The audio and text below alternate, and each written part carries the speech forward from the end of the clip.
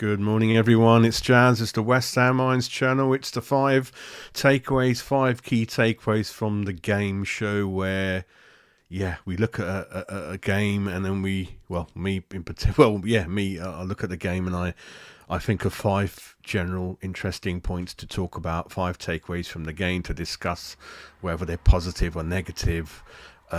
We all know yesterday we got thrashed 4-1 by Aston Villa.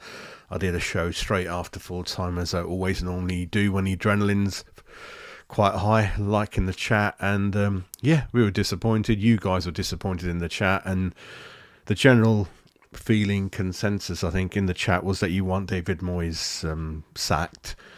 And I generally get that. I understand that. That was the main point that I used to certainly dominate my shows this time last year. And then this year I began to focus more on just speaking about what's happening on the pitch game by game. And then if Moyes comes into that discussion, he will. But I totally get it. A lot of people are fed up with the contract situation with Moyes. Is the board going to back him or not? It's kind of nuts. It is what it is. And a lot of things that David Moyes just keeps doing over and over again. Bringing in high value attacking talent like Kudus, wasting them on the bench, sticking with 2-3 CDMs like he likes to do, and keep Antonio up front.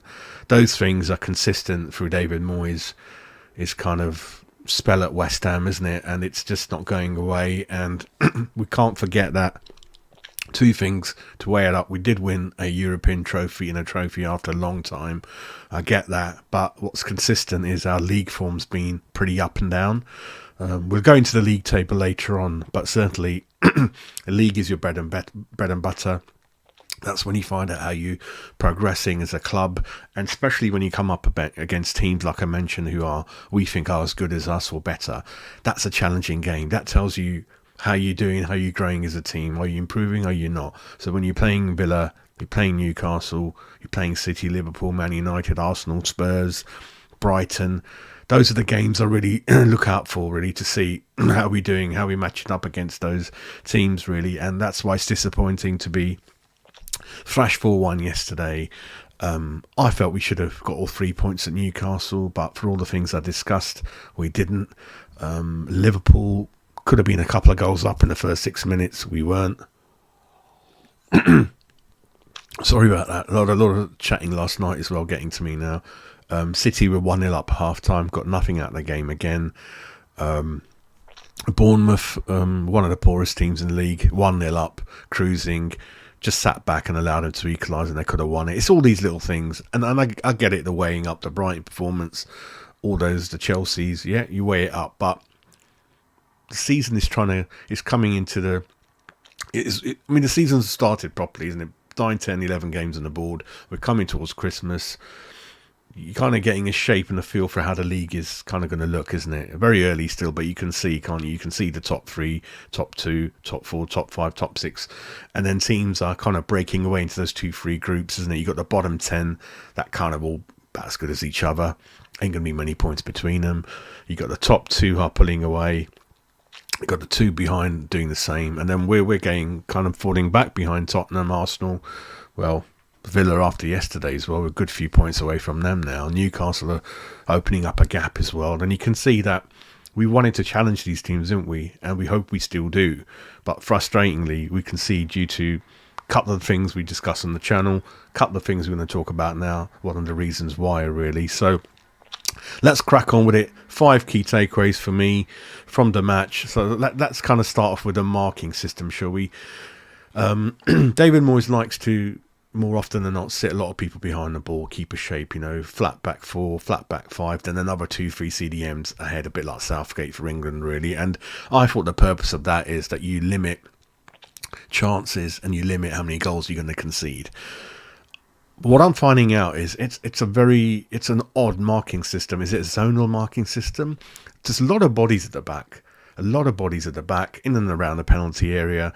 But more often than not, no one's actually marking anyone. No one's actually picking anyone up. And we are not stopping the shots going towards our goal. The goalkeeper hasn't got much protection, really.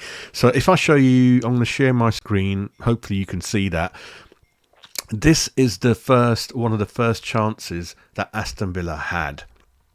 So it's obviously, I think it's Douglas Luiz who's got 5, 6, 7 goals on the spin and the home games in really shit hot form, really. So you can see that, yeah, we've got a nice line at the back forward, and we've got another 3, 4 players ahead of that playing very deep.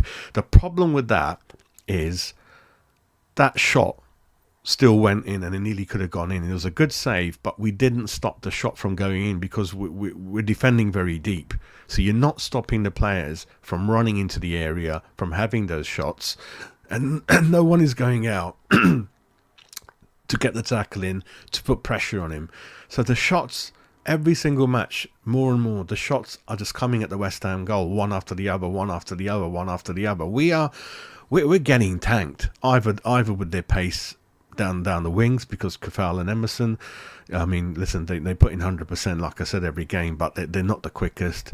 They're not, so they do struggle a lot against opposition wingers and wing backs who are often younger, often more pace, that kind of thing. So I thought I'd pause this. Hopefully I don't get told off by Sky. I can't play it because then the video will probably get limited and that kind of thing. But you can see that what happens straight away if I played this is it's a good shot and it's a good save. So the shot hasn't been stopped. And what's the point of putting that many people behind the ball? It looks like you just got bodies in there who aren't actually doing anything. And I bet you, if Douglas Luiz has slipped Watkins in, he would have gone between these two and he would have done something. So we're not marking him, even though we're kind of close to them. And none of the 3 people who are on the edge of the area, ahead of the 4 defenders, are going to Douglas Luiz to stop the shot. And this is happening more and more, really. Let me show you the next one. So now I'm going to show you the first goal. So if I play this, this is the first goal, right? Again, you can see, look how many people we got at the back in the area, in and out, but no one's actually picking anyone up. And no one's stopping the shot from going in because it's too deep. There needs to be a gap. Let the defenders defend. Don't overcrowd them. And then the CDMs, they need to try their best outside the area to physically stop the shots going on target, try to get your foot through it, that kind of thing. It's just not happening. So everyone's just piling in the area to defend, but they're not actually defending. So in the first instance, they didn't stop the shot from going in, and that's happening a lot throughout the game. That's just one example I showed you. And this is the goal. Areola, he could have done, should have done better, but he, again, due to so many people in the area, I think Aguerd was blocking his view, which made it very difficult. Right, and it's a nightmare to defend because there's so many of you. So this is kind of, I don't understand it. It's a bit weird, and often I don't know who's picking anyone up out of Aguerd and Zuma. That's kind of happening a lot. The final one is the last goal. Obviously, don't want to go into the penalty. That was quite a mistake, and Alvarez is quite unlucky with that, so we won't go into that. That's kind of clear cut why that happened. This is the last goal. Again, it's Bailey. And Aguerd got turned inside out. And Aguerd, again, listen, he wasn't any worse or better than anyone else yesterday, but I have been keeping an eye on him, and he wasn't that impressive in this game either. He doesn't fill me with any kind of confidence. He got turned inside out. And Zuma, he got done as well. He got done more than Aguerd yesterday as well. So every game that progresses, like I mentioned, I'd rather look at Ward-Prowse to be a captain, personally. I don't think Zuma is that kind of a commanding leader. Defense is all over the place. I don't see him trying to help Aguerd out because I don't think there's any understanding between the two. Areola gets confused sometimes. I think Emerson and Kafal, they play slightly better than the rest of the defenders. They cover up for the 2 centre-backs quite a lot. But yesterday, you kind of saw that the marking system, zonal marking, whatever it is, it ain't working. We're not marking anyone. We're not picking anything up. The CDMs on the edge of the area, whether it's Ward-Prowse, whether it's Bowen sometimes, whether it's Alvarez. Alvarez more often than not just put a shift in. He gets his foot through it, but we're unable to stop the attacking team from having shots on goal or chances. We've got to limit them. Listen, 90 minutes, I get it. The odd shot's going to go in and you're going to concede now and again, but this is a pattern emerging in all the games where we could concede a lot more. Okay, we let in 4 yesterday, but I'm telling you, there's a lot of games where we could have let in 4 or 5 in a lot of the games, and for one reason or another, we kind of got away with it. So that's kind of one thing I picked up.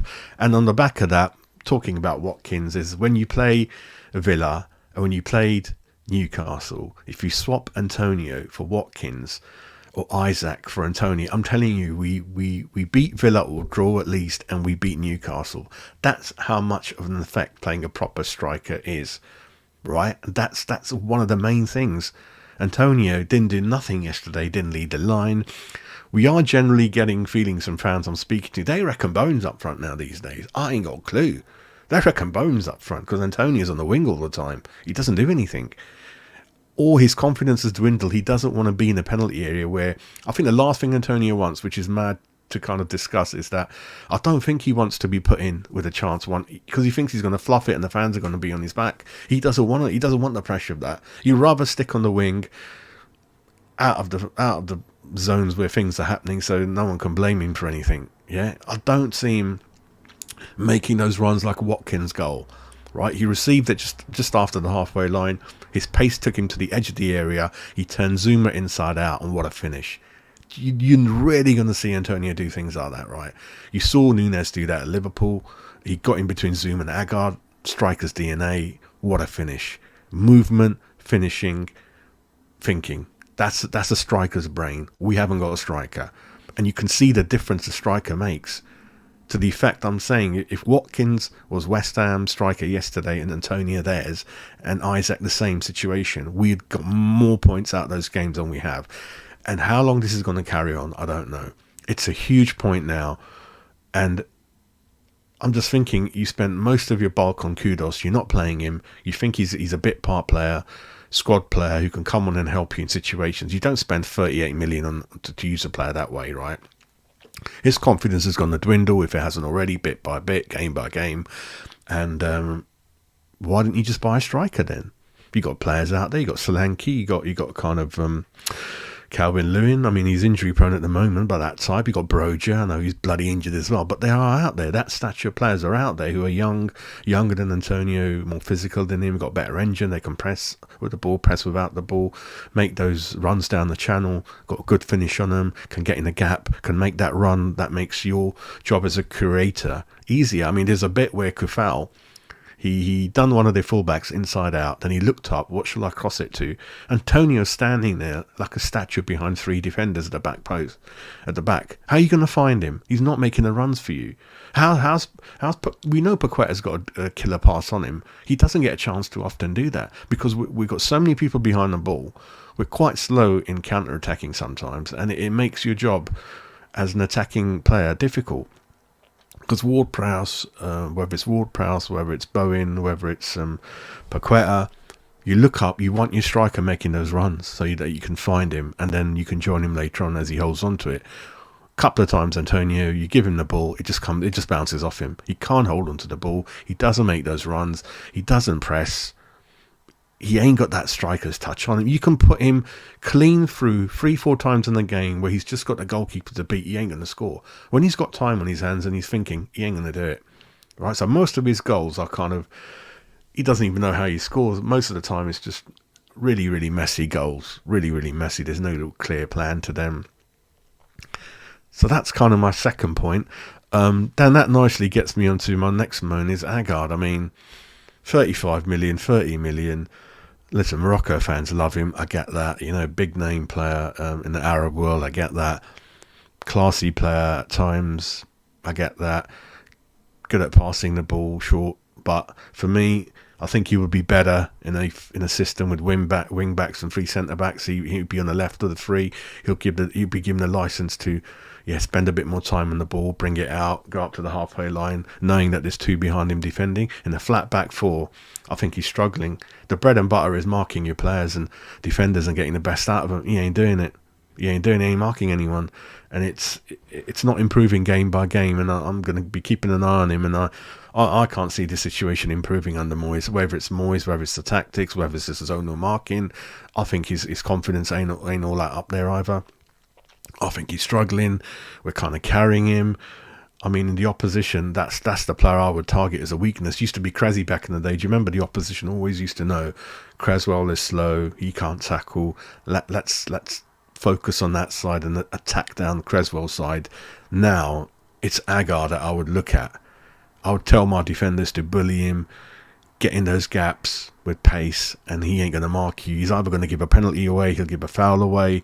he just ain't got it in him to kind of analyse the game and think. Situation before it happens, defenders know, and they're always on the right side and never get caught out more often than not. They always look comfortable. They're rarely out of position, which Aguerd is a lot, and that's what frightens me. He's often trying to grab their collars, trying to bring them down, and he's just struggling, mate. He's struggling, and I know he's good from set pieces, but I've got to highlight, he's got to be one of the 5 takeaways from the game in terms of concern. That's kind of what I'm thinking. The next one is, again, that's kind of all you fans are talking about it alongside Moyes out. It's the Souček Kudus debate. It's obvious.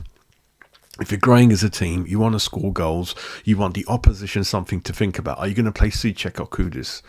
What does Souček do? What does he offer? I mean, to put his foot in there now and again and look for the odd goal, which kind of doesn't happen more often than not either. Kudus is the one where he's got pace, he's got creativity, he can make things happen. Opposition will be worried about him. They don't know too much about him. They haven't faced him before. This would be something in our armour, a weapon in our armour that the opposition will be worried about, isn't it? We didn't play him. They had people like Bailey on the bench with pace, Watkins on form, Diaby, who's kind of bought him like Kudus, same kind of value, and put him in straight away. He scores every other game. He was ripping it yesterday. Player with confidence. Unai Emery, great manager.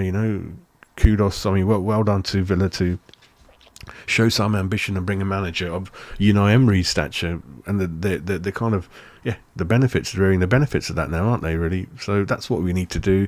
For me, you got to put Kudus in. You got to put it in. Well, why did you buy him then? Or you should have bought a striker in then. But what you can't do is every year our star signing, whether it's Haller, Philip Anderson, Duke before that, Skamaka recently, and now Kudus. Why are attacking star signings, our flair star signings? I mean, you can chuck Ben Rahman's name in there. It's just not happening for them at West Ham, right? And part of it is the way we manage them. We don't start with them. Then their form dwindles. Then we play them. Then we keep substituting them early. Then we keep bringing them off.